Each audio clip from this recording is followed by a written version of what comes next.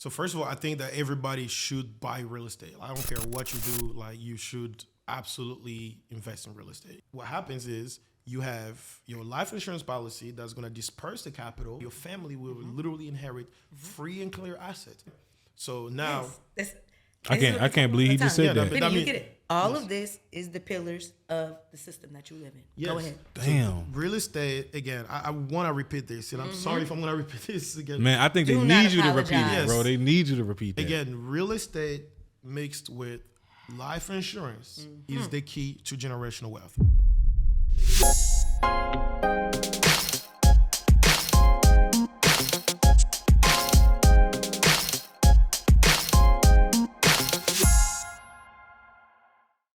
What's going on, millionaires? It's your guy Kai Speaks to you, back for another episode of the $1 Million Mind Podcast. I'm here with my co-host, Heavy House Jazz. How you feeling, Jazz? You know I'm feeling great. You Every feeling day, blessed? every Blessed by day. the best, never stressed about the rest. You feel me? Yeah. So it's about to be a good episode because we got my guy Beni Fwelo in the building, man. We've been trying to get Benny on the podcast for a whole year now. And Benny been playing these games. No. But Benny is a really busy guy, and y'all gonna know from the conversation because my guy has went from, now owning multiple doors. We talking about in the hundreds now, right? Like hundreds of doors Almost in real 400, estate. like next month. So Almost 400 doors. This is next amazing. month, yeah. Damn, I feel like I blink and it's up another 100 doors every time, right? It's like 400 plus doors in real estate, owning a gym, one of the hottest gyms in Atlanta, rich and fit. Man, let's start off, Benny, with your story. Like, where has your mindset been? Like, how was your mental with going from where you were to like, being an owner of a gym, owning multiple doors, managing all this? What does that look like? I mean, I'm blessed, like I'm really blessed. Like I always say, like every day is challenging, but it always works out, So I'm great, I'm feeling super blessed and highly favored, Blessed and highly favored. Yes. I love it. Young, gifted, and black, man. So it's so crazy because Jazz, she loves to remind me of how it's all divine timing and divine order, and it's no coincidence that we was able to get you on. And this is, our first guest that we had since Jazz joined us as my co-host, right? Feeling special right now. and I met Jazz through real estate. And when I told her about you and I sent her your profile, like, this is the guy we interviewing, she was pumped. And it's like, y'all kind of coming from, the same place and like coming from a place where, real estate has really been a tool for you. Like real estate is, I'm sure, what even made Rich and Fit possible. Absolutely. Yeah.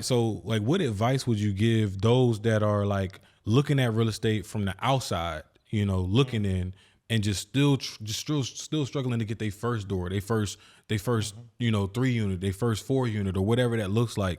What advice would you give them, to push through whatever obstacles they facing right now? So first of all, I think that everybody should buy real estate. I don't care what you do, like you should absolutely invest in real estate, So, but again, it's situational. I'm not too sure, what you're going through, like in terms of, income or what's your job and that kind of stuff. But I think that my best advice would be, if you don't have a lot of money, for example, to maybe find some alternatives way to get into real estate by maybe wholesaling or maybe investing in the REITs so you can get some sort of dividends from that, or maybe investing in projects from people like me, for example. A lot of my projects, I'd say, I get private money from friends and family and just acquaintances. These are people that don't have all the capital, but they may have $10,000, but they want to achieve some sort of real estate dream, and I make it possible for them by maybe taking that money and putting in a project for them and just kind of showing them what's possible. Like, hey, look, 10,000 turned into $12,000. That's 20% return, over whatever term. And you ain't seeing 20% returns any It's tough, bank. So, and then of course it's all according to whatever terms we agree on. But again, like I strongly encourage people to invest in real estate because it comes with so many advantages, which my favorite one is tax advantages, especially when you start holding properties. Like, I mean, I don't remember the last time I paid income taxes over the last 3 years, just because I'm holding a lot of properties. So yeah, man, like I think, again, my advice is buy real estate and thank me later. Man, Jazz, I know you got a whole lot to say because once he mentioned of course, like just the crowd, because is that technically crowdfunding? What would you call that? Like More so raising. Yeah, I think it's more like direct. You know, how I he just does it. Yeah. I don't do crowdfunding. Just to be clear, ACC, don't come after me. I don't do. That's not a good thing. So it's a good thing, but I'm not regulated by the ACC. Gotcha. He's private. I do private money. Like, I talk to you directly. No Gotcha. public offering. So it's literally friends and family I don't know do, you and want to I don't invest do with any you. public offering. I'm not soliciting anybody to Gotcha. invest with me. I don't do that. So, but maybe in the future when I have, maybe I'm trying to take down a very big project, then I need the public, to support. But right now, I'm fine. I think I got good enough connections to just raise the capital. That's dope. That's dope. And I never knew that. I never knew that. That's what crowdfunding was, like that it was regulated by the SEC or any of that. There's different partnerships. Yeah, definitely. He gets it. A lot of people aren't speaking that language, but he gets it. Benny gets it. Benny's an investor. I love to hear. I love to hear you speak. So that draws a question for me. Raising capital.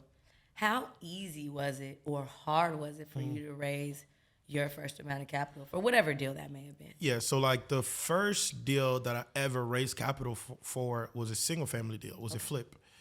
And that was in 2020 during COVID. I've been in real estate at the time for 2 years already because I started in 2018. But fast forward during COVID, I mean, we kind of had to get creative, So we figured out we would probably tap into some private capital for single family deals. And we used social media. So at the time it was easy, Yeah. Because again, we kind of like had some sort of track record being in real estate. So it was easy because again, we're not raising a lot of money. We're raising maybe $50,000. So we had some friends put together $50,000 and we used that as a down payment and it was good. A year later, everybody got paid. That was great.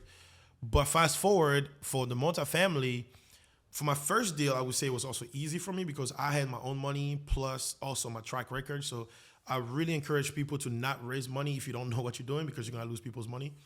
But for me, the first deal was easy because, again, it was only $300 and maybe $50,000 that I had to raise. Okay.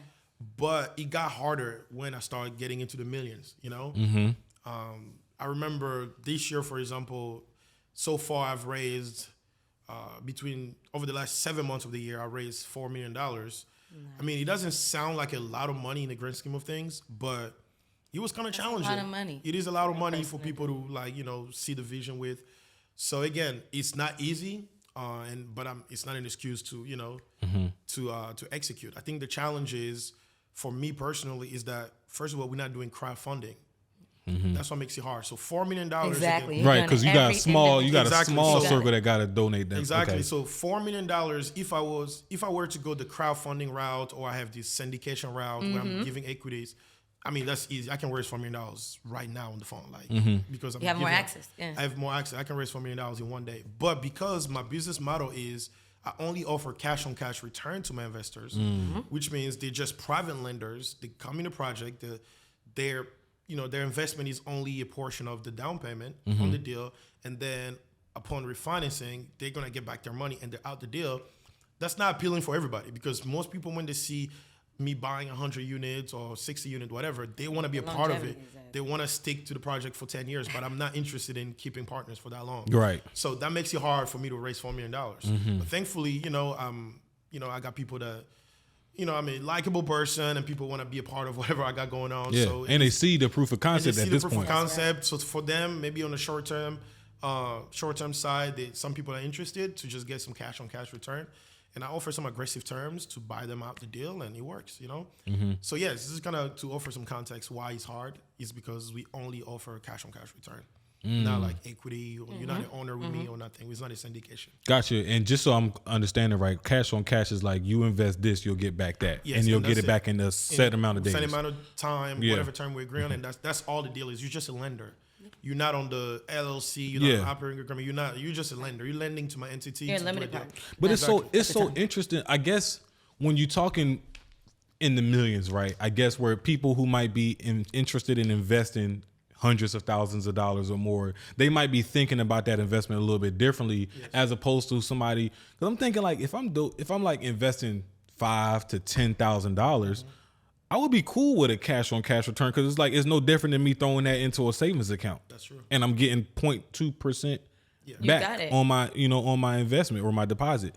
So that's interesting. So I guess you're dealing with a different type of person now at that point. Yes, so I rather deal with people that kind of, you know, I mean, for me, my minimum to work with me is $25,000. So I think you gotta have, because I heard you say 5,000. I mean, honestly, if you give me $5,000, I mean, I don't know what I'm gonna do with it.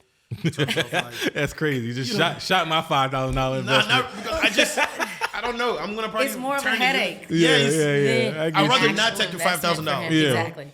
I'd rather not take your money, but when you have 25,000, I can see, you know, it's useful. You know, it can be useful somewhere in a project, whether even pre-acquisition, even post-acquisitions. You know, I even offer some investing vehicles in my projects where, you know, after we acquire the property, other investors can come in when we already own the property, where they can just invest in the construction, for example. You know, so maybe they can inject some capital to accelerate the construction, so that way they can get paid maybe short term when I get reimbursed by the bank. Because, you know, just like in single family, you know, you work with banks that give you draws, construction draws. So let's say I have a budget of $1 million to renovate this apartment complex, but I end up spending maybe half of it. But that means I still have $500,000 available that I can very much tap into. I can pull that money and I can use that to pay some investors early. The bank is not supposed to hear that, but that's, I mean, all my investors, they know what I'm talking about. She knows what I'm talking about. We're doing it right now.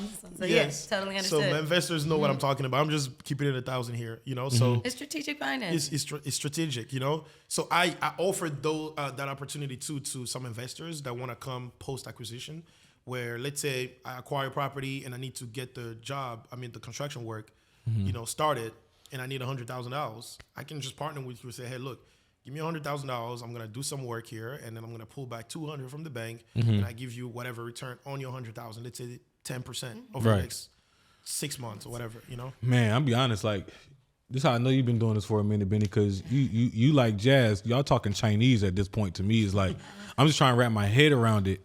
And so, like, what does that look like for somebody to start? Because obviously, you know, no one's starting out, you know, with the circle to even raise $4 million, like to buy a 100 unit or whatever that might look like in units. What does that look like to start out? Like, what are some feasible ways somebody can get into a practice like this to get into real estate, maybe without using all their funds or their life savings, you know, to get the dream done on a smaller scale, if that's possible? I think Jazz would agree.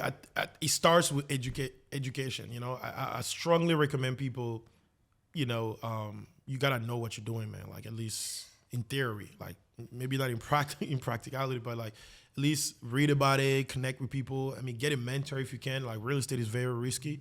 People lose a lot of money every day. You know, I've lost money too. So, just Me too. yes, you know, she would say that. So it's like you gotta educate yourself, get a mentor, and then that's when you can start. But again, I always say, like, it's very situational. Like people always ask me all the time, like, hey, how much money do I need to get into real estate? Like, It depends. It depends. It always depends. You know what I'm saying? On the Where are you deal. located? Like, where's the deal located? Like, I mean, it's so many variables. asset. Right. You know? It's hard to give one straight answer. Like, it's hard. Like, people always ask me, how do I get into real estate? Like, I got into real estate through wholesaling. Yeah. But that doesn't mean everybody should get into real estate wholesaling. So now I can advise people to wholesale because it worked for me. You know, for me, in 2018, I got laid off from a job. Actually, late 2017, I just got laid off from a job. So, I mean, I was very pissed off. I was really upset at the idea of working for somebody else because I thought I did a great job working for Comcast. I was one of the top salesmen in the South.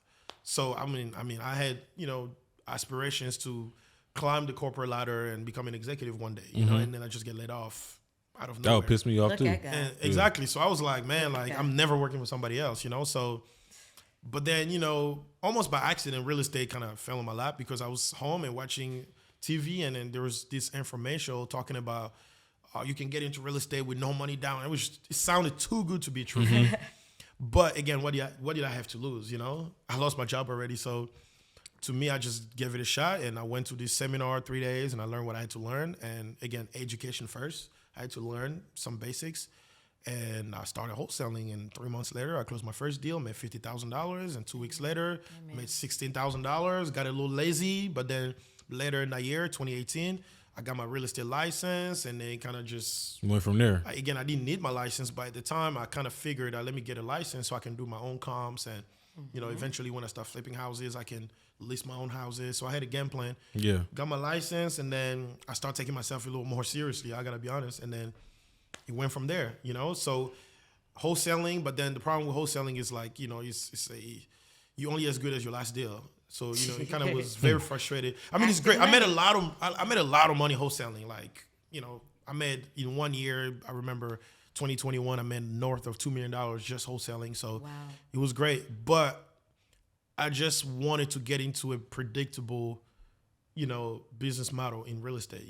Which I think rental properties is the most predictable, real estate vertical you can get into. Yeah. Although you can flip houses, you can wholesale, you can make it as predictable as possible, but I mean, it's still a lot of work. It's still work that you gotta do. It's actively working, and I got into holding properties just because at least I know every month, first to the third, I know people paying rent. As long as they're paying, I know the money's in the account. Yes. And you said something, and I want to point out a trend because something told me, Benny, that you came from a sales background. Yes. And so, like, when you mentioned the work that you did at Comcast prior to, like, you was killing it in the sales. Yes. Talk about your experience. It may not be the experience there, but just the experience of knowing sales and how crucial that was, or how that might have played a part in, getting into the wholesaling to, where you are now with negotiating deals. Actually, this is a very good question because when I was working as a sales rep, I was very frustrated with the job. Everybody was working a job. You don't really like your job. You're just trying to get by, pay your bills. But looking back, I think working as sales rep for a year was like better than an MBA degree. Like I'm not even like I would literally advise anybody to get into sales just because honestly, man, like, and I was doing direct sales, which was door-to-door sales. Ooh, that's tough. Not easy. I was doing, so that means you telling me I'm going to these people's houses, right? I'm going to this guy's, like, just think about it like this. I go to a person's house, they're not expecting me, okay? I knock on the door, and they open it, and I have to convince this guy to listen to me. Like, don't even worry about the product that I'm selling. Right, Because, just don't slam the door in my face. Yes, I was representing a big company. It's Comcast. I had an Infinity hat. People kind of were familiar with it, but the idea of having to, that person, I don't know what they're doing in the house. They have to stop what they're doing to spend the next 15 minutes with me at the door. Man, like, that skill, I believe, was the catalyst to my success. Like, just the ability to convince somebody to stop what you're doing, and you're going to have to listen to me here at this door, and I have no appointment with you. You know what I'm saying? No appointment. I see it. Think about it. Like, that's how I explain sales, direct sales. Like, it's not about you have an appointment and then follow up. I mean, sometimes I had to follow up with people, but like the ability to persuade people to listen to me in spite of whatever they were doing, whatever they're going through in the day, that's the skill that I'm telling you changed my life, And I was able to take it into real estate and take it into capital raising and take it into everything I do. Every interaction that I have with people is like a sales pitch now at this point. Like I gotta sell myself. I gotta be able to convey something that, It give you some guts You'd too. be building yourself in this skill And that then, would take you this Absolutely. long way of elevation yes. on somebody else's dime. Absolutely. You literally were like, and we talked about that. It was like learning a skill on somebody else's corporation is priceless. Absolutely. And it's one of the best schemes of the world. To me, it's one of the best things that you can actually do for yourself and invest in yourself. Absolutely. Comcast taught you how to do all of this. Yes, and a lot of people that don't like to I mean, I get it. Not everybody likes their job, but use your job the best you can, man. Whether for money, whether for skills. Anything. If you have aspiration, to be an entrepreneur, and you have a job right now, I would say, man, use your job, man. I personally never advise people to just quit their job. I agree. I always tell people, look, if you want to get into real estate or whatever you want to get into, use your job. Like, I know it may suck that you're trading your valuable time for maybe not as a lot of money, but it's or even being intentional when you're looking for a job. Exactly. The worst thing you can do when you already feeling some way like I don't want to get a job, the worst thing you can do is just get any job, which I think so many people do. Is like they're like, woe is me, I don't want to get a job. I hate working for other people, but then they just go into just getting any job because they need the money. Yeah. I mean, There's bills I do. Bills are due, right? But it's like at least be intentional about it. Find That is something true. that you can at least reap the benefits some way, somehow, whether it's going to be something that you're passionate about or Yes. something that offers a skill that you can then leverage to get into real estate or find to something do, to partner with you know what I'm your saying? dreams. Absolutely. Right? Yes, absolutely. And it's funny because I didn't know, man. Like I didn't know when I was getting my job that it was. That's how it is. I just need really. What you say is real because I was just getting a job because I wanted to pay my bills. You're right. You know, but I will definitely recommend anybody to get into sales. I don't know, in some capacity, get into sales. I would say the same thing for me because when I got into sales, it was because I just moved to Atlanta. My job didn't have like room for me to transfer when I moved to this new city. So I'm like, okay, let me get into sales. And it wasn't because I thought of this master plan, like I can use it for XYZ. It was more so I did understand that it would have transferable skills that I might be able to use somewhere in the future, but then it was also the uncapped commissions. Like that was the main thing. It was like actually as a job, working in sales, I made the most money, like job wise, you know, because I mean, I think my last job was my highest paying job just because it was a sales job. And then when you're good at it, you can make as much money. Like, but it is tough when you're not doing good at it though. Because I think my base salary at the time was $2,000.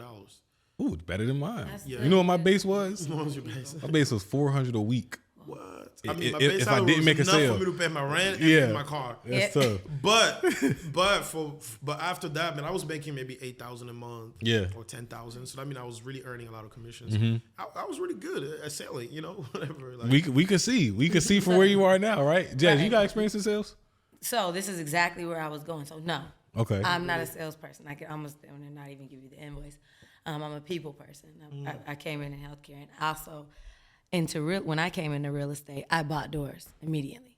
So that was how I got into real estate. And then hearing you, Beni, how you got into real estate and wholesaling, just thinking of all the vast ways to get into real estate. That's what I love about real estate.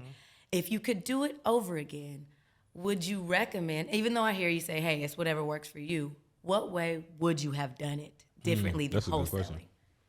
there are a few things that I would absolutely have done differently. For me personally, I would have gotten out of my shell first, you know, because I was kind of like trying to figure it out by myself. And I think I wasted a lot of time trying to figure things out. You know, I would have either gotten a mentor if I could afford one, or a coach, or even just get tapped into a community, you know, to kind of just be around like-minded individuals. But in terms of strategies that I could have used, I think I was gonna just wholesale. I just think wholesaling, you know, I think wholesaling is, I think in my opinion, is one of the best ways you can get into real estate if you have the time. I think for you, maybe were you working somewhere, like you had a job or something? Yeah, I was going to radiology school. Yeah, so I think if you don't have time, it makes sense to just buy rental properties. I did it on my W-2. Exactly. I bought So, it FHA, and I bought the highest number of units that I could. yeah, so I think if you have a job, it makes sense to buy rental properties because wholesaling is a very active business, is. you know. But for me, remember, I had no jobs, you know. So for me, it was just like I got all this time. Opportunity. Let me maximize, you know, the opportunity. So I think that again, if you don't have a job or you're free, wholesaling will be a good strategy. So that way you can kind of, you know, for that cash flow, get money and then maybe use the capital to invest into rental properties.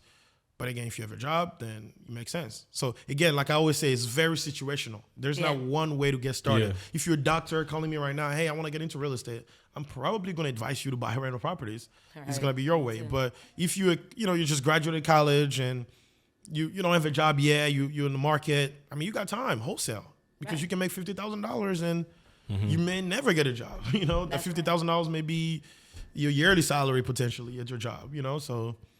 Again, yeah, I think I would have definitely wholesaled again if I were to start over. Okay. Just maybe get people around me sooner. I think that would be the difference versus what I did. I think I was by Get into myself. that. Get into that Yes. mentorship. Mentorship. And that's what I liked about wholesaling too, is like, because you talk as a wholesaler, you talking to one, you learning the market through the sellers and you learning the market through the buyers. And most importantly, if you're a good wholesaler, you get to learn from the buyer. So like, you're not just selling them a deal and just letting them go. Like if you good, you look at see what they did with the deal, maybe call them back and follow up. I'm like, I saw you did X, Y, Z. Why'd you do it that way? And you get that feedback to where now you get to learn about how people are moving their properties before actually spending a dime on your first property. Exactly. That's, I think, the one Very thing I good like about perspective, wholesale. Yeah. But now that you're buying your time back, so that's the one Yeah, thing it's the that time. I've never been into wholesaling because I'm definitely a time girl, and so thank God for people like you that can sell their butt off. But you've now bought your time back, and you have more units than you can count. And Well, I can still count. I think what I'm doing right now is, I mean, think about it. It's again, when you think about commercial real estate, what I have right now, yes, I'm blessed, and you know, I'm on my way. I'm coming, but it's a speck of dust. I man. know, Yeah. I know, Like, it's right? just We're nothing, not you know even what at I'm saying? 3,000 units. We Yes, get it. we like it's nothing, but I'm blessed. You know, Yeah. just to say the list. But go ahead. I'm sorry. No, you're fine.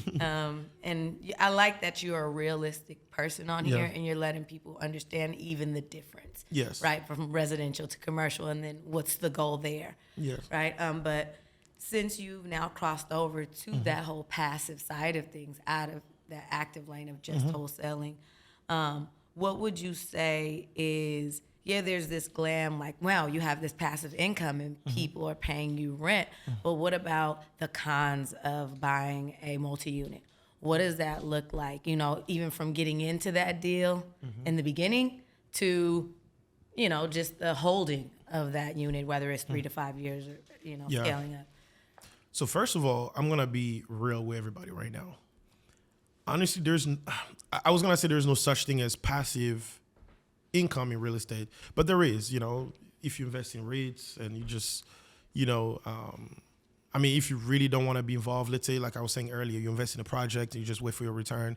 Yes, but if you're an active investor like me, you know, although I have rental properties, but I don't think it's passive. You know, fully passive. You know. How come I understand you? But just go ahead. Yeah, you understand me? Yes, I don't I think do. it's passive. Now, am I like a landlord that's there every day? Not at all. I got a staff, I got teams handling everything, but I'm working, you know? Like I look at my properties, I know what's going on. Like, so I don't think it's really passive. You You're know? in the books. I'm in the books. Not I'm paying. Yes, Damaging I know what's going on. I drive my properties. I go for meetings. I'm busy dealing with my real estate stuff, you know? So again, I don't know. Like, so again, like a lot of people, they think because you're going to buy rental properties and you're going to have X amount of doors and all of a sudden it's going to be passive. That's not true. Like, I'm just telling y'all, if you're looking for passive income in real estate, the best way would be just give it to an investor and wait for your money back. Agreed. But if you're going to Really? do, yes. Yes. I'm Wow. telling you, invest in a REITs, give it to some other investors, invest in a fund. That's how it's passive. But if you're going to buy rental properties and give it to a management company and think that that's enough, it's not passive. Still have to manage it. And then when you're saying you're that- still going to deal with it somehow. Okay, when you're saying that, you're saying like there's still work that you have to put in. There's still some active work that you got to do. Yeah, as Got you. I don't care what it is, but, you know, it can be checking emails and Budgeting. budgeting. It can be things like that because I Got mean, if you. you're not doing that, you're relying heavily on a management company. I mean, you're not going to know what's going on. It's very You know, true. it's very true. Like, Got you. I mean, if you want to be a good investor, you need to know what's going on with your properties. Right, you know? right.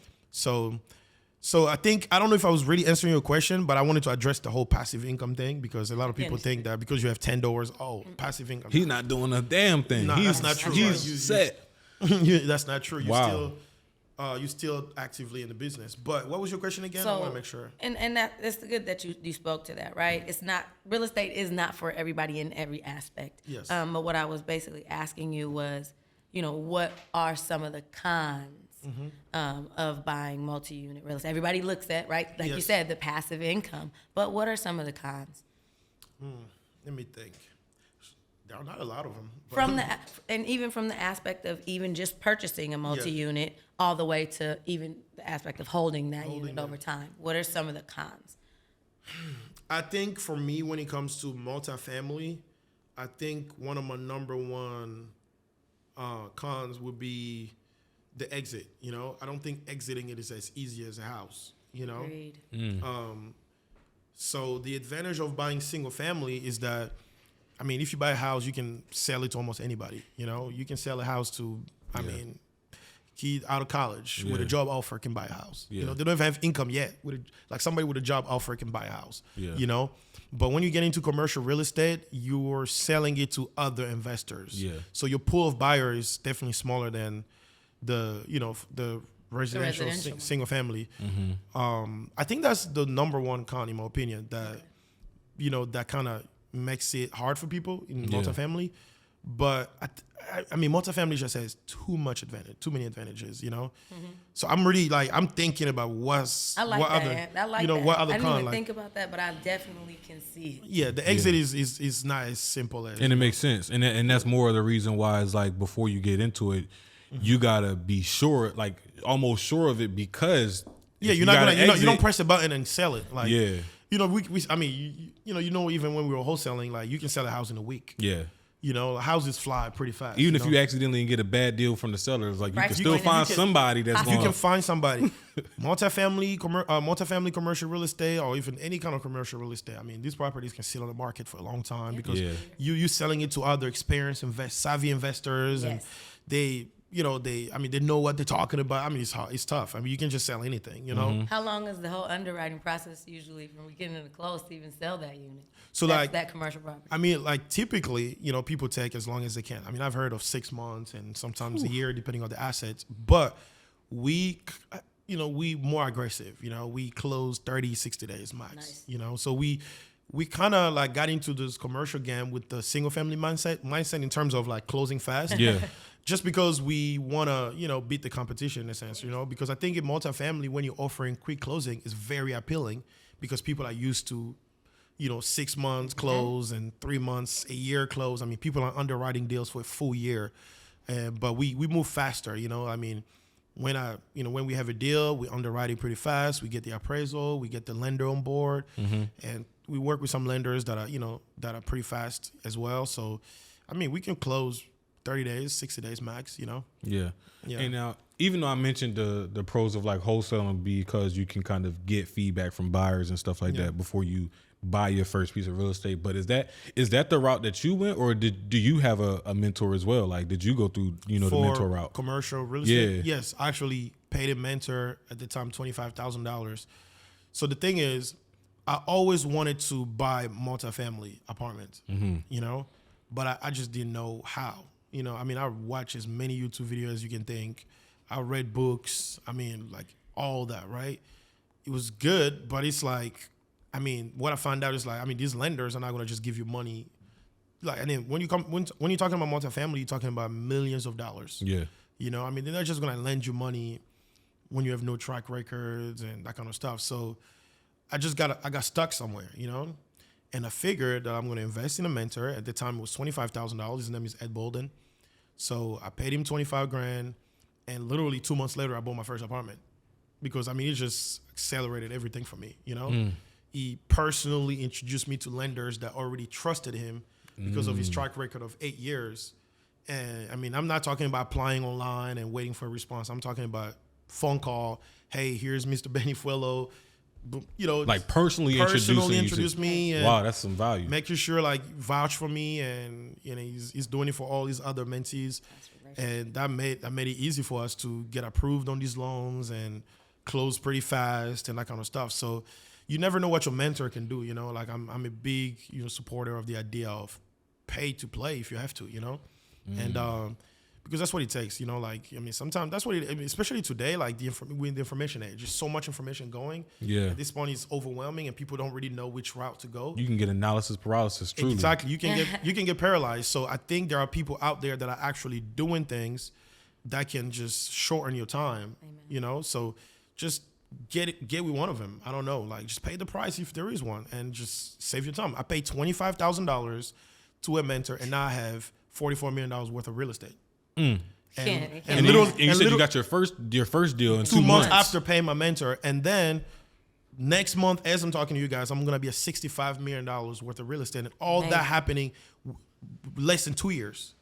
You know what I'm saying? Of course, I have a role to play in it. My own belief and my own grind, but still, the mentors really accelerated everything for me. I would not say in good faith that I was gonna be here if I didn't pay somebody to help me. I was gonna be somewhere, but maybe not here. I don't know. And one thing I love that you mentioned was, right, of course you had a role to play in it, but that the biggest role you had to play in it was the determination and the faith to invest the $25,000 in the first place. Because most people don't even believe in themselves even if they got $30,000 in the bank. They hold on to that $25,000 and they don't get it. You are your biggest investment, right? Yes. And Beni did it, and I commend you for that. Yes, Man, and then people always think, and people always think, oh man, you had it $25,000. I mean, look, $25,000 is still a lot of money. It's still a lot of money. It's still a lot of money, and even if I had the money, okay, it's still a risk you're taking on somebody. To be honest with you, this is somebody I didn't even know. Like at the time, we were not friends. I didn't know. Like it was somebody online that was in town, and I kind of was like, well, if he's doing it in my city, maybe something that I don't know. It's a parade inside my city, yeah. And I was like, he's doing it right here in my backyard. I mean, look, the whole thing was like, there's something he knows that I don't know. For me, that's all it was. Like I was not so much caught up on the idea that, oh my gosh, I'm gonna buy buildings. Like it was really like, yo, whatever he knows, I need to know it too. That's all it was for me. And he cost $25,000. Yes, I paid so I can just get that information. Yeah, and that information has changed my situation. So it's like, at the time I was only wholesaling and flipping houses. I was making good money. I was already a millionaire. Like, I was making money. My business was worth $4 million at the time. I mean, we're making good money. But have you invested money into a mentor before where it didn't work out? Not really for me, honestly. Like, because first of all, like I haven't really like been. I don't think I've paid a lot of mentors in my journey, but I've paid a total of 3 mentors. Okay. And for the last 6 years, and it's always worked out. You pick the right people that are actually doing what they say they're doing. Like right now, like on the internet, I mean, anybody can claim anything. I think the number one way you can verify whether somebody's real or not, like I find a way to see if they actually doing like it. For example, like for me right now, like I'm not necessarily like, in terms of coaching other people, we're going through an interview process, and the interview is not so much for us to interview them, but it's also for them to interview us. We're giving people the opportunity to ask us the questions that they need to make sure that we can really help them, Yeah. Because one thing I really pride myself on is that I'm really doing this business. So if I'm teaching you some stuff, like it's not because I'm just trying to make money online. Like I really own properties. Like I'm in the business. I'm underwriting deals right now. I'm buying deals. I'm buying a 136 unit next month. Like I'm really doing this. So if I offer to help you, it's because I'm just trying to pay you back, because that's what people did for me. I paid a mentor as well. That's why I'm buying these buildings. And I just think that success leaves clues. So I want to, pay forward to the next, to wherever want the help. And again, I really do this. So, where else you want to learn from other than people that really are doing this so they can give you the actual steps that they're using in their business, And that's so crazy because it is hard right now. You mentioned this information overload online, and then so many people nowadays with good quality ads, good quality videos can seem like they really doing it. And so you can fall into that facade of getting in the wrong mentor. I myself have invested in some mentors that didn't really put me in. Yeah, that didn't work out. So that's why I asked that question. That happens to a lot of people, unfortunately. Yeah. So it's like, and of course, like I seen Ed content. It's like, one thing is for sure, he got his name on all them damn apartment buildings. So it's like, okay, you scroll long enough, you can see he obviously doing it, right? And then of course you go to Beni's page, you see, pretty much now the same thing. So I guess having that proof of concept. But if you are someone who has never invested in a mentor before, what are some questions that they can ask so that they are, asking the right questions to expose this person as a good mentor or not? So now I can't speak of any industry. Yeah. Or all industries. Real estate. But real estate is simple, man. Give me some addresses. Let me check the tax records. Like, I mean, look, if you want to get a mentor in real estate and they're telling you that they own properties, let me see them properties. Let me see the property. I mean, that's straight. Because if you own properties, it's public record. That's right. Yeah, do you understand that you can look it up online and really see if their LLC or whatever own these properties? Okay. See like the chain that's out of you can see, like, it's very simple. Like, where are your properties? I mean, if you call yourself a real estate investor or a multi-millionaire real estate investor, I want to see some properties. I want to see some blank. properties. Show me the deeds. You know what I'm saying? Show me the capital you raised. Show me the the deeds. paybacks. Yeah. You Exactly. can see. You can see all the stuff. It's public it's record. all record. You raised money. What did you buy? Show me. Let me see the properties. Oh, you pay people back? Okay, let me see the people you pay. Like these are real questions you can ask people, and if they're not able to provide those, I mean, come on, like it's too obvious. They're lying. They're just selling. They're making money online, which is nothing wrong with it. I get it. Like I make money online too, but it's like people. Well, there's nothing wrong with making money online, but it is something wrong about claiming something you ain't. Exactly. It's To nothing make wrong. money And not online. being It's real. nothing wrong to Yeah. making money online, but exactly like you say, like you gotta just You want real keep it results. real. Like you may just be an expert in something you used to do, and you're just good at teaching it, and it's cool. Like teaching people, and I'm sure it helps some people. They just get the knowledge from you. But you cannot claim, you cannot have on your bio that you're a real estate investor, a multi-millionaire real estate investor, but you have no properties. All you Agreed. do is teach people wholesale. So Or all right, you so, do is teach people some so stuff. let Like, me come on, ask you man. this: how y'all feel up? Because this is exactly what the university's been doing for years. Yeah. Because you got Professor X, Yeah. teaching real estate investing, but don't have no doors. It's like, okay, what are your thoughts on then? Like, is that okay now because they coming from a university standpoint? But I think that's the problem because these guys online, they kind of like, excuse my French, but like they be shitting on the school system. Or but they doing the But same they're doing thing. the same thing. Yeah. Okay, You know what I'm saying? Everybody online is like, college just failed me and this, not the third, because College these, didn't fail me. But the thing is like, dude, you're doing the same thing. You don't own doors. You're not really about the stuff that you're talking about, just like your teachers in college. You guys are the same. So, I mean, personally, I don't have a problem with college, man. Like, I think that, yes, go to college if that's what you want to do, like there's nothing wrong. I'm not like one of those job shamer or college shamer. I guess that's the word. I think that college is good. Like, if that's what you want to do, if you want to be a lawyer, an engineer, or just you want to socialize and, connections, you know what I'm Yeah, saying? that was about to say that's where it was beneficial to me. Yes, Was I mean, really there's the nothing connections wrong with and the college. network. I don't think there's anything wrong with college. If you have the capital to invest in that, it's nothing wrong because I just think it's the same thing. Like people online, I mean, they're selling education. I mean, you can get some in college, some from a mentor. I think a mixture of both is good because at the end of the day, you need college for connections too. You can go to school, you go to the good school, like, I mean, you can meet some people that can help you in life. Yeah. So that's what it's been for me, So, and I'm sure it's been the same for you. So I think there's nothing wrong with college, at all. Let's come to a current event. I What have is a it? question for you. So right now, the mortgage industry is talking about new construction multi-units coming up, right? Yes. And that there's more new construction multi-units than there are renters, and rent is dropping across the U.S. everywhere. Does that tell you to stop buying multi-units, or what does that tell you? So it depends, right? The kind of multifamily properties that we buy, they're more like affordable. I operate in the affordable housing space, and in the affordable housing space, you have a lot of renters because these are people that work regular jobs. They may not just afford to just buy a house, and their only alternative is to rent, So we operate in those rates between like 900 to 1600, and this is kind of a sweet spot to be safe. A lot of Class A assets, that's kind of what falls into those new developments, and those are good to preserve capital, but you may not make a lot of money there. So I get it. Like I think that to kind of answer your question, I mean it's concerning when you're telling me because by the way I didn't see those Understood. the stats, so I'm learning from you. But assuming that that's true, it will be concerning depending on what kind of asset you're buying, Understood. And I kind of seen it over the last 2 years that a lot of like Class A, those high rises in Bucket, for example, like they don't perform as well as in terms of like,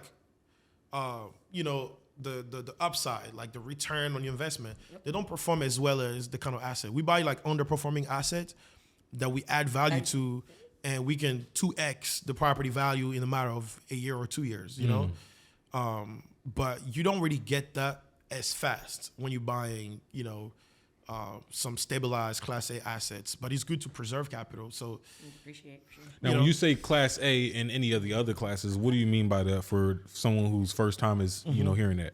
So like me, we buy a lot of like, so I buy a lot of Class C and B. Got you. And it's all based on location and like to put it in simple terms, like, there's a difference between buying in Bucket, like nice neighborhood in Atlanta, or in Decatur or somewhere, like in sort of like transitioning neighborhoods.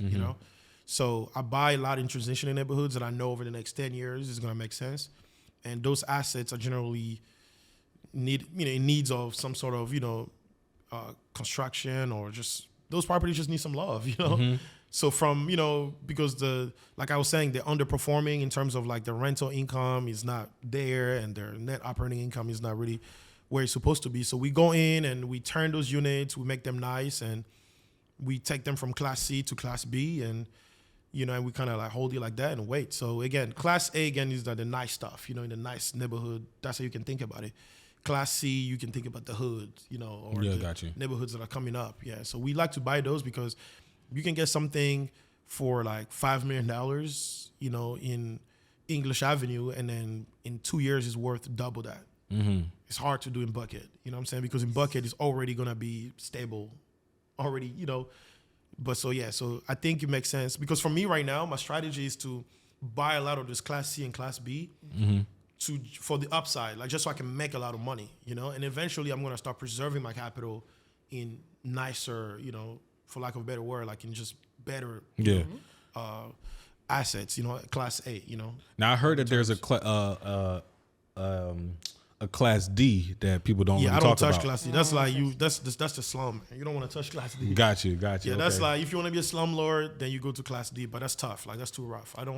Class C is good. Really, Class B is actually where you want to be, but you can take Class C because of the price. You can buy it at good prices. Because Class C could sooner or later turn into a Class B anyway, right? So easily. That's what the you city do. plans is in, right? That's the game. That's the name of the game. You get Class C, and you turn it into Class B. And if you're in a nice neighborhood, like my boy bought a property in Buckhead, actually, that was like an older building in Buckhead. You can turn that in. It's a Class B based on the condition of the building, but it's in a Class A location. Yeah. So that means you can turn a Class B into a Class A. Yeah. So it's all a mixture of the condition of the building and the location. So I have a Class C property right now in a Class A neighborhood. Nice. Damn. You know what I'm saying? So right now I'm actually transitioning to Class B. I was about to say, just me. Hear me. That's crazy. Hear me. I'm transitioning into Class B. So now, when I bought it, I didn't know it was going to be a Class A neighborhood, but it's by the Porsche dealership at the airport.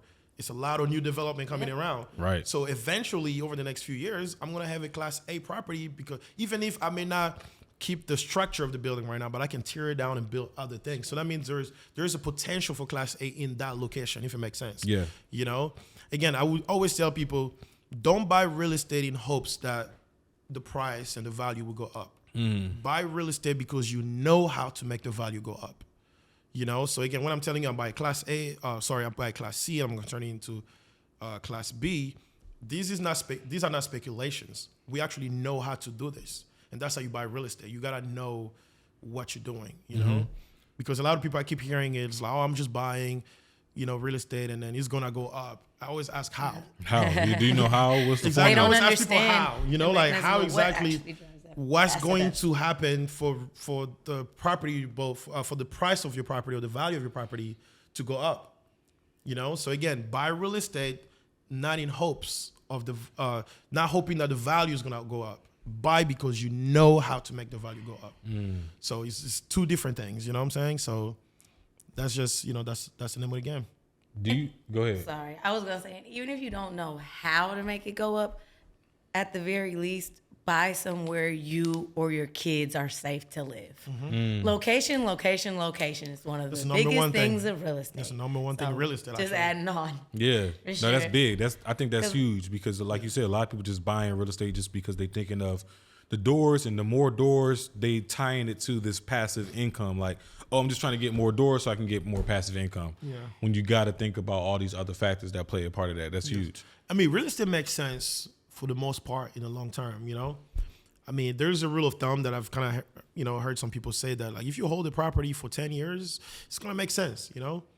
But I just don't like to. I mean, it depends on the location, of course. It's all location based, because things can always go the other way. Agreed. So again, assuming that you're in a good location, let me make myself clear. Real estate in the long term could likely make sense. Yeah. So it could be a safe investment for you. So it may not make sense year 1, year 2, year 5, 6, 7, but maybe year 10 is all gonna make sense, right? But again, I just don't like buying and speculating, I like to have a strategy, an exact strategy on how I'm gonna make my value go up, and that's the best way to buy it. Buy it at the right price, inject the right capital expenditures, and you can get another appraisal to see the value at the time, and you can at the time exit it or refinance or whatever you want to do, or just hold the assets, whatever, when you unlock your equity, you really made money out of thin air, so you can do what you want to do. Do you see yourself sticking with the residential, or do you see yourselves or have hopes of transitioning to like more commercial properties? Like, so I'm already doing commercial multifamily right now. Yeah. So commercial, so commercial is the I think you're difference. saying mixed use. Yeah. Or Because mixed use because is I know just that residential is 4 and under, and then you get into like the multifamily Yes. commercials. I know But that I think term, you're talking but to commercial as in terms far of as like plazas and warehouses, mall warehouse, okay. Industry. malls, or whatever it may look like. I don't know, but Maybe, yeah. I don't have an exact plan, or I don't know, because I didn't even plan on getting into real estate, so so I don't know. I think Man. it's very possible. I'm already in the industry. I think it's a vertical. It's a vertical I may explore sometime, but I think it's all about just whatever opportunity is presented and how much money I have at the time, if it makes sense. Right now though, like I think my strategy again is to buy a lot of class C, B, and in transitioning neighborhood, and see what capital I can extract from those projects, and then maybe start preserving some of them in some class C assets, which could include some mixed use. Mixed use. I think that's how you say it. the mixed use is where it's at right now, especially in this area where we Yes. at. Is like it's huge. Yeah, I think that's kind of like the trajectory I'm likely going, where it's like I just get this capital and get into some, mixed use properties. But, I look into some developing. I'm very interested in that too, looking into some developing, whether it's like developing a whole subdivision of houses or just developing a building. Like, these are things that I'm going to do in the future. But right now I'm just sticking to what's working for me. It's taking care of my life, and I'm just going to scale, slowly, I think real estate is it's a long-term game, man. You get rich in 20 years, man. In real estate, you can pay your bills now, but like you really get rich, in 20 years. So I'm waiting when I'm 55. I'm 31 now. Maybe when I'm 49 or whatever, that's when I'm gonna really reap the benefit. Of what I'm doing so far. That's dope, man. Just to talk about the patience and the will, the intention to even just understand that, because like most people not willing to wait 10 years. Most people after 6 months saying, "Oh, it's not working. Let me try something else. This is clearly not for me." Yeah. You know what I'm saying? And it kind of happened to me too. I remember when I was getting started in real estate, I was exposed to like Shopify at the time, because at the time it was all about making money, So as I'm trying to figure out my wholesale business, I also see Shopify making money for my friends, and I pivot to Shopify, and I started making money for 2-3 months, and it became a distraction, because I'm like, all my other friends that I was wholesaling with, they're closing deals and they're making way more money than my Shopify store. Yeah. So I'm like, let me go back. But so you should not chase money, man. Like just pick something, Never. stick to it. I learned. Yeah. Pick something and stick to it long enough. And then it's like gonna you make sense. teeter-tottering. It's like now you half-assing doing 2 things instead of going all in on one. Exactly. Yeah, I always tell people, like, people just quit too soon. That's really what makes a difference. The difference between people like me and some people that are just trying a lot of things and it's not working out is because you're quitting too soon. You do it for 2 months. Like, I always tell people, if you get into real estate, you got to be willing to go for a full year without making money. If you're like, look, of course, you can make money faster than that, right? Yeah. But mentally, if you're not even prepared to go a full year in real estate without making money, you're not good for real estate. It's not going to work. It's not going to work. You Like, have to have I think that's some skin, really good tough advice. skin. you got to have tough skin. Like, you need to be prepared to do a full year of no income in real estate to really know you're ready for real estate. Again, if you're not ready for that, I'm sorry to tell you, man. Goddamn clip right there. I'm marking that time right You know there. what I'm saying? If you're not ready for that, I'm sorry to tell you that real estate may not be for you. Like, I made money a few months in the business. Thankfully, a lot of people make money pretty fast in real estate. But I was ready. I was ready to stick it out for a full year until it made sense for me, And I would love to talk to you just even more drawn in, like even about our individual journeys. It's so different. Yeah. It's so different. And then to see how you paid into certain things, like with me, like I beat the block for years. Like I had to educate myself. Yeah. along everything. Like, how do you know? Like, how do I know all of the things that you've even done? Because I've had to. Yeah. I've had to How did learn you- it. I've had to do it. So what made? I mean, I'm not sure if I can ask questions, but I'm curious to hear from her. Go to your thing. How did you get into real estate? I mean, what made you get into real estate? Like, I understood the world at a very young age. Yeah. God speaks about systems, and you better understand the system that you're in. yeah, And so I wanted to go to college, and nobody was going to send me to college. My parents couldn't. So I dated actually outside of my race, and I saw other people together, and I said, man, why shouldn't I buy something and put my family together, and we all, it's almost like how you said, like raising capital. Well, put them all together and make it work for you. And that's how I went to college. I bought my first 4-unit. I put my mom in one side. Wow. I was in one, and then I rented out the other ones. There was a Hispanic guy next door. He lost that building.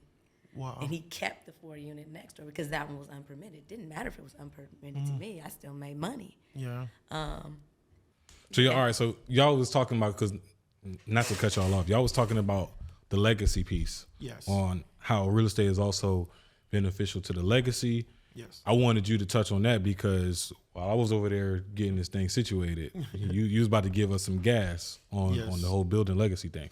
So, like, I personally believe that real estate mixed with life insurance, for example, are like, I think the key to success in terms of like, generational wealth, like the key to generational wealth, right?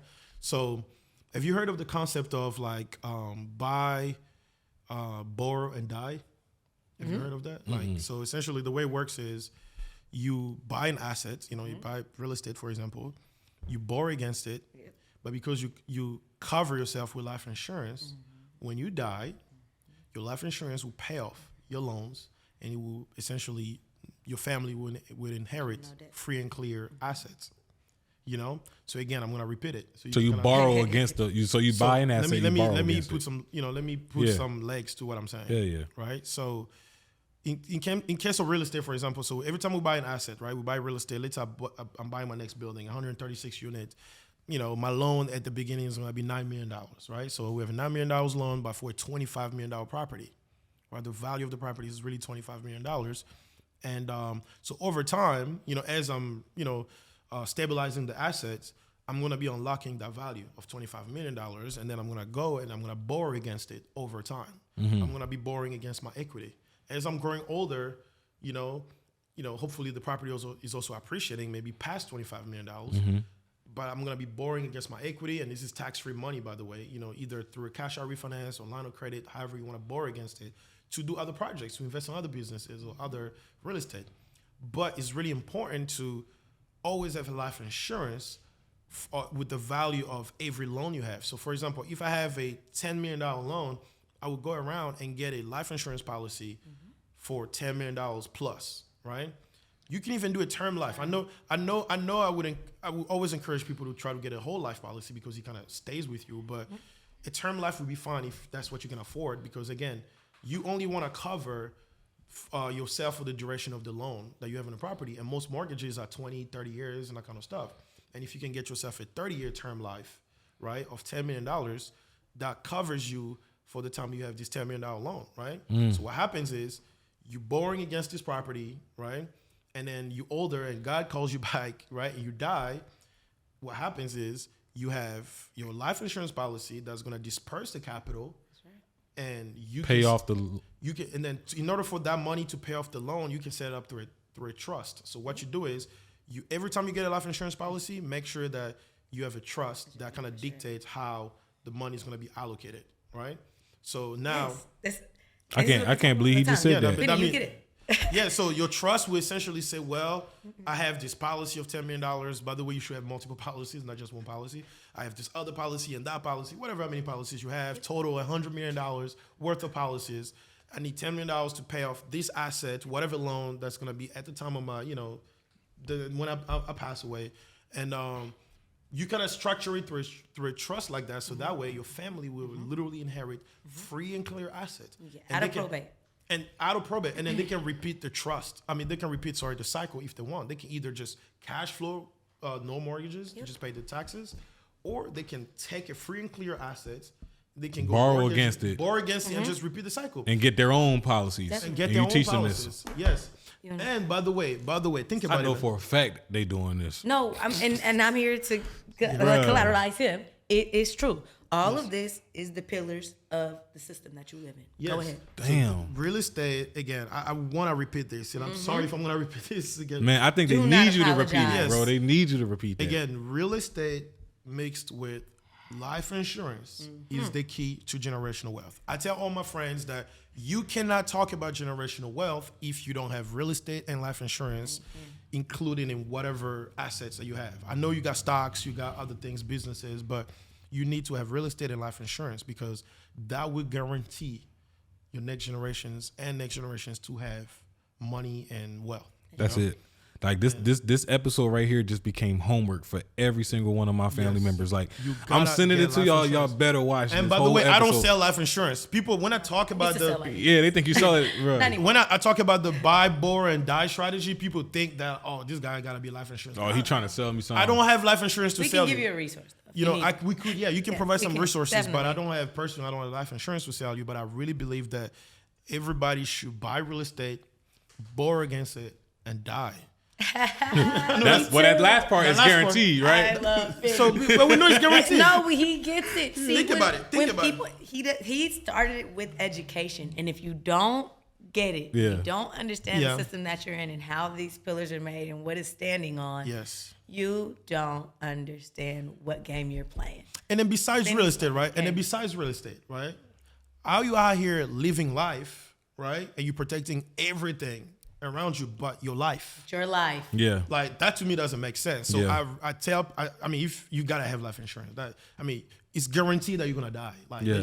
let's call it what it is. I You are have going some, to and die. now you got me even wanting to look at the fine prints of the type at of the life fine insurance print policy and I make even sure you- have. Oh, you definitely Yes. should. Yeah, I used to sell because like I just got insurance. it. Like, oh, I know I need it, so I just got it. Yes. You know, so Right. now I got to Look check at the into fine it. prints. Make sure that they're not gonna, try to hold the money because sometimes No. life insurance companies don't pay. Yep. Make sure that you have a trust set up in place. And a lot of people think that you gotta be wealthy or something to have a trust. No. That's not true. You can literally pay $100 a month for a trust. Like it's really not all that. Like a trust would just establish, how you want your wealth to be dispersed. So But everybody it should also have helps to cover those tax the tax and loopholes that are needed, very right? Because important. you can have a will, but you're gonna still need a trust. A trust is really important. Yes. It's all. You gotta educate yourself about gotta what it educate really yourself. is, and I'm so grateful to have you on here, just hitting those bullet points because then it sparks the mind to keep asking more Yes. questions. Think about it. Think about it this way, man. Like I was talking to my financial advisor, right? He was telling me a story. It was like, man, look, I'm doing something for my great grandkid or somebody that's never gonna meet to buy their first house when they turn 18. And I was kind of like, what do you mean? Like, what are you possibly doing for your great grandkid? These are family members that you're never gonna meet, possibly, to buy a house in 18. When they turn 18, I was very confused, and he introduced me to a life insurance game that day. So he was telling me like, look, this is what I'm gonna do. I'm buying this, and when I pass away, hopefully God keeps me when I'm 90, whatever. My kid's gonna get this, but then my trust will reserve $2 million to invest in this, so that way 8% return. Like he broke it down, and I'm thinking, okay, do you have the $2 million? No, he said my life insurance got the $2 million. You don't have to have the money. Jenny. You know what I'm saying? Just think about it, man. So you It's can already guarantee millions of dollars to the future generation without you even having to make that money. That's the power of life insurance. Bruh. You know what I'm saying? Bruh. Making sure you're So covered. because I was thinking, okay, wait, so you're gonna have $2 million, you're gonna save it somewhere for them? You say, no, I'm gonna already die at the time. I'm like, okay, where is it coming from? You say, life insurance. Oh, wow. So okay, but I was like, can you use that life insurance, and how do you manage it when you're not here? Say, you need a trust. That's what the trust does. Hold on, man. My head about to explode, bro. My head about to explode with all this information, all this gas, and like, to be honest, Benny, I feel like honestly, bro, the amount of game and gems you just dropped on the show. Yeah. If my head about to explode, I feel like the audience is about to We gotta pass get out. Benny on Yeah, here again. we might have to be With one of my attorneys. This gonna have to be a And part let it- two. let it Man, happen. And then by the way, I'm Estate not an planning. expert. Let me share something. I'm not an expert at any of this. I just surround myself with smart With the right people. You gotta surround yourself with the right people. That's what it is. Like I have the right financial advisor to expose me to this game. I got some attorneys to expose me to this game. Even people that I pay mentors expose me to the real estate game. And just surround yourself with the right people, man. Like I can sound smart. I can get you give and you all your this financial stuff, but advisor on here, man. We might need to get both y'all have a little That's powwow. yeah, I think that would be really nice. Man. I would like to. I would have a Beni. lot of questions for them, and it was gonna be a great conversation. You know? Yeah. I'm very intrigued by just the financial industry, how things move. Yeah. I'm very intrigued by that. And I could see it, bro. Just to wrap us up, Benny, if you could, man, I would love for you to give our question and audience, our audience a question, right? Of the red pill, blue pill. I want you to challenge What is them. that? You can say okay. The red pill, blue pill is like, you ever seen The Matrix? I know, but I'm trying to. When I say what is that, I'm trying to. Oh yeah, what is relate that? it to this show Yeah. here. It don't have to be related to what we Okay. just talked about. It could be anything. But if you could challenge them with making a decision between one thing or the other thing, what does that decision look like? And if you could make it a little hard for them, So just to make it clear, make sure you understand. So you want me to ask the audience to pick whether They take the red pill. Let's say they take the red pill, and we had a guest who said red pill, you get an 850 credit score. Blue pill, you get $1 million cash, but it's spread out within over 10 years. Yeah, I have an easy one, but I don't want to use the easy one. So let me think. I was gonna say real estate or cash, but nah, Yeah. that's too easy. But let me think. Wow, I wish I was more prepared for this question. It's on the spot question. It's on the spot question, and a then little I'm brain sure most teaser. of your guests also gotta take their time to Yeah, think, or yeah, somebody yeah. already. Yeah, know? well, the guy who said the 850 credit score and $1 million, I feel like he had that one in his back Yeah, pocket. I mean, it's all over the internet. It's all over the internet. Yeah, that kind yeah. of question. Let me think, man. Like I need a minute. I ain't gonna lie. Let me think. We're gonna put the Jeopardy music on in the background.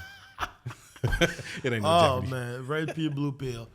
Okay, so would you rather?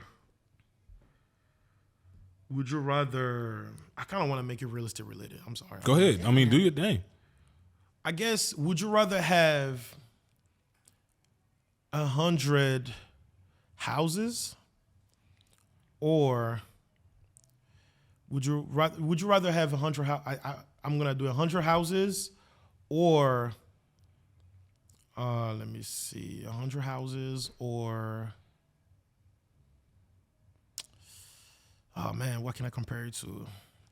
Would you rather have 100 houses or a 50 credit score? Fuck it. How about this one? My man. How about this one? Go ahead, Jazz, hit us with it. Would you rather have 100 houses paying you $100,000 per month, no insurance, because you really don't need insurance if you have a certain amount of money in the bank, okay?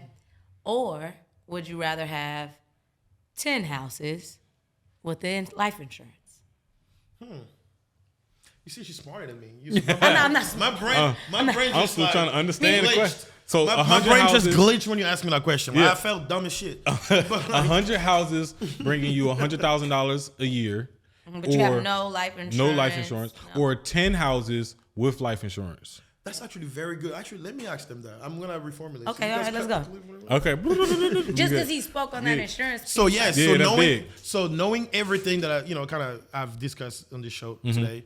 So would you rather have 100 houses that pays you $100,000 every month with no insurance, nothing, no life insurance, or would you rather have 10 houses that will clearly pay you less in terms of cash flow every month, but you have $50 million of life insurance covered for like whole life, like guarantee you're gonna have it if you pass away.